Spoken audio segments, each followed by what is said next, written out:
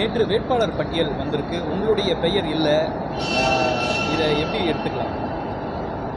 Okay, இதில் நிறைய யூகங்கள், social media commentators அவங்க எழுதுகிறாங்க, இவங்க எழுதுகிறாங்கன்னா, நான் கட்சிக்கு வந்து ரொம்ப நாளைக்கு முன்னாடி எழுத்துப்பூர்வமாக இந்த தேர்தலில் நான் போட்டியிட விரும்பவில்லை என்று கொடுத்திருந்தேன். மாநிலத்தினுடைய கோர் கமிட்டியில் கூட நான் என்னுடைய கருத்தை சொல்லியிருந்தேன், நான் அந்த தேர்தலில் போட்டியிட விரும்பவில்லை அப்படின்னு. அதே போல் நம்முடைய கோர் கமிட்டியிலிருந்து மேலே போன பட்டியலில் கூட என் பெயர் கிடையாது. அதையும் நான் பியூஷ் கோயல்ஜி அவர்களுக்கும் ஒரு வாரத்துக்கு முன்பே கிட்டத்தட்ட இந்த மாதிரி நான் தேர்தலில் போட்டியிட விரும்பவில்லை என்கின்ற கருத்து தெரிவித்திருந்தேன். அதே போல் பாரதிய ஜனதா கட்சியினுடைய அகில இந்திய பொதுச் செயலாளர் திரு சந்தோஷ்ஜி அவர்களுக்கும் தலைவர் திரு நிதின் நபீன் அவர்களுக்கும் என்னுடைய கருத்தை நான் சொல்லியிருந்தேன். அதனால் கட்சி என்னுடைய கருத்துக்கு மதிப்பளித்து என்னை பிரச்சாரத்துக்கு பயன்படுத்தியிருப்பது எனக்கு மகிழ்ச்சி தான். காரணம், இந்த தேர்தலை பொறுத்தவரை எல்லோருக்கும் பணி செய்கின்றேன். தமிழ்நாடு முழுவதுமே பாரதிய ஜனதா கட்சியினுடைய வேட்பாளர்கள் 27 பேர் இருக்காங்க. அதனால் நம்முடைய தேசிய ஜனநாயக கூட்டணியுடைய வேட்பாளர்கள் அனைத்து இந்திய அண்ணா திராவிட முன்னேற்ற கழகம், பாட்டாளி மக்கள் கட்சி, ஏஎம்எம்கே, எல்லா கூட்டணி கட்சி, தமிழ் மாநில காங்கிரஸ் எல்லோருக்கும் நான் பிரச்சாரம் செய்வதற்கு தயாராக இருக்கிறேன். ஏன்னா நேற்று கண்ணூர் கேரளாவில் இருந்தங்கன்னா இன்றைக்கி சென்னையில் இருக்கேன், சாயந்தரம் புதுச்சேரி பிரச்சாரத்தில் இருக்கேன், நாளைக்கு கேரளா மூணாரில் இருக்கேன், நாளான்னைக்கு திரும்ப இங்கே இருக்கேன். ஸோ எனக்கும் 21ஆம் தேதி முடியும் வரை ஒரு ஊர் நானும் சென்று கொண்டிருக்கின்றேன். கட்சியினுடைய வேட்பாளர்களை வெற்றி பெறச் செய்வது என்னுடைய கடமையாக நான் பார்க்குறேன். அதே நேரத்தில் எப்பொழுதும் நான் ஒரு கேண்டிடேட்டு, இந்த தொகுதி எப்பொழுதும் எந்த லிஸ்ட்டில் எந்த ரேஸ்லையும் நான் இல்லை. ஏன்னா பேப்பரில் நீங்கள் நிறைய எழுதுறனால நான் கிளாரிஃபை பண்ணுறேன். எந்த தொகுதியும் நான் கேட்கல, எந்த தொகுதிக்கும் போட்டி போடல. அப்படி அண்ணாமலை இந்த எலெக்ஷனில் நிற்கணும் அப்படின்னா எந்த தொகுதியில் வேணாலும் நிற்கலாங்கண்ணா. நம்ம வந்து ஒரு தொகுதியில் போய் என்னை சுருக்க நான் பார்க்கல. எல்லா தொகுதிக்குமே வேட்பாளர் இருக்கிறாங்க. உதாரணத்துக்கு கோயம்புத்தூரை பொறுத்தவரை ஒரு சிட்டிங் எம்எல்ஏ எங்கள் வேட்பாளராக இருக்கிறாங்க, அவங்க போட்டியிடுவது தான் முறை. அதே போல் மொடக்குறிச்சி போன்ற இடத்துல நிறைய பேர் வேலை பார்த்துருக்குறாங்க. அதே போல் சவுத் எடுத்துக்கிட்டிங்கன்னா கூட நாகர்கோவிலில் எம்ஆர் காந்தியை திரும்ப போட்டிடுறாங்க. எல்லா இடத்துலும் கூட கட்சிக்கு பணி செய்வதற்கு ஒரு வாய்ப்பு. அதனால் நான் எனி டே, இந்த கடந்த ஒரு மாதம் 45 நாள் எந்த ரேஸில் எந்த தொகுதியில் எதையும் நான் யார்கிட்டையும் கேட்கல, அது கேட்கவும் மாட்டேன். அது என்னுடைய பழக்கமும் கிடையாது.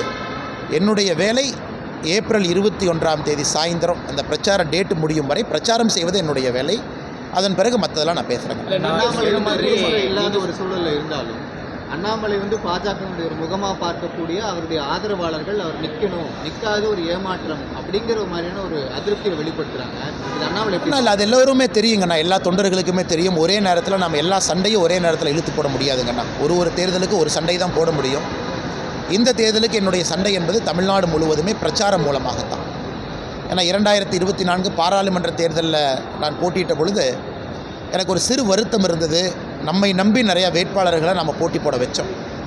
உதாரணத்துக்கு அண்ணன் ஓ பன்னீர்செல்வம் அவர்கள் இன்றைக்கி அவர் திராவிட முன்னேற்ற கழகத்தில் இருந்தாலும் கூட பாரதிய ஜனதா கட்சியினுடைய அலுவலகத்துக்கு வந்த பொழுது நான் அண்ணங்கிட்ட ரொம்ப ரெக்வஸ்ட் பண்ணேன், அண்ணா நீங்கள் இந்த எலெக்ஷனில் நிற்கணும் அப்படின்னு.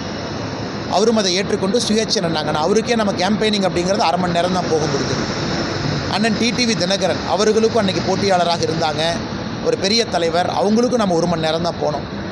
அன்றைக்கி ஒரு பெரிய மனக்குறை எனக்கு இருந்துச்சு. எத்தனையோ பாரதிய ஜனதா கட்சியினுடைய வேட்பாளர்களுக்கு என்னால் பிரச்சாரம் செய்ய முடியவில்லை. தாமரை 23 இடத்துல இருந்தாங்க. நிறைய பேர்த்த நாம் ரெக்வஸ்ட் பண்ணி நிற்க வச்சோம். ஸோ அந்த மனக்குறை இந்த தேர்தலில் 2026 சட்டமன்ற தேர்தலில் தீர்க்க முடியும் என்கின்ற நம்பிக்கை. காலம் இருக்கிறது, காட்சிகள் மாறத்தான் போகுது, நிறைய தேர்தல் வரத்தான் போகுது. அன்றைக்கி நம்ம போட்டி போட்டுக்கலாம். அதனால் நம்மோடு அன்போடு இருக்கக்கூடிய மக்கள் எப்பொழுதும் அன்போடு தான் இருப்பாங்க. ஆனால் இந்த தேர்தல் நம்ம சண்டை என்பது தமிழ்நாடு முழுவதும் போகணும். திராவிட முன்னேற்ற கழகத்தினுடைய தவறுகள் எடுத்து சொல்லணும், அதற்கு வலிமையாக நம்ம பேசணும். அது இன்றைக்கி என்னுடைய பொறுப்பாக பார்க்கின்றேன். நான் எதுக்கு சொல்கிறேன்னாங்க, கிளாரிஃபிகேஷனுக்காக சொல்கிறேன். ஏன்னா நிறைய பேர் பேக்ரவுண்ட் விஷயம் இல்லாமல் இப்படி அப்படின்னு தமிழ்நாடு கோர் கமிட்டியிலிருந்தே ஒரு பேர் மேலே போகல அப்படின்னா பாரதிய ஜனதா கட்சியினுடைய தலைமை எப்படி அவங்க சீட் கொடுப்பாங்க? அதே போல் நீங்கள் கட்சிக்கு மிக தெளிவாக நான் போட்டியிட விரும்பவில்லை, எனக்கு வேறு எந்த பொறுப்பு கொடுத்தாலும் செய்கிறேன்னு நம்ம சொல்லியிருக்கோம். கட்சி பிரச்சாரம் செய்யுன்னு சொல்லும் பொழுது கட்சியின் மீது நான் எப்படி தவற சொல்ல முடியும்? நேற்று பியூஷ் கோயல்ஜி அவர்கள் ஏர்போர்ட்டில் உங்களை சந்தித்ததாக கூட பார்க்குறேன். ஸோ நம்ம கோரிக்கையை ஏற்றுக்கிட்டு கட்சி செவிசாய்த்து அந்த மரியாதை கொடுத்ததற்காக நான் நன்றி அந்த நேரத்தில் தெரிவித்து கடமைப்பட்டிருக்கிறேன்.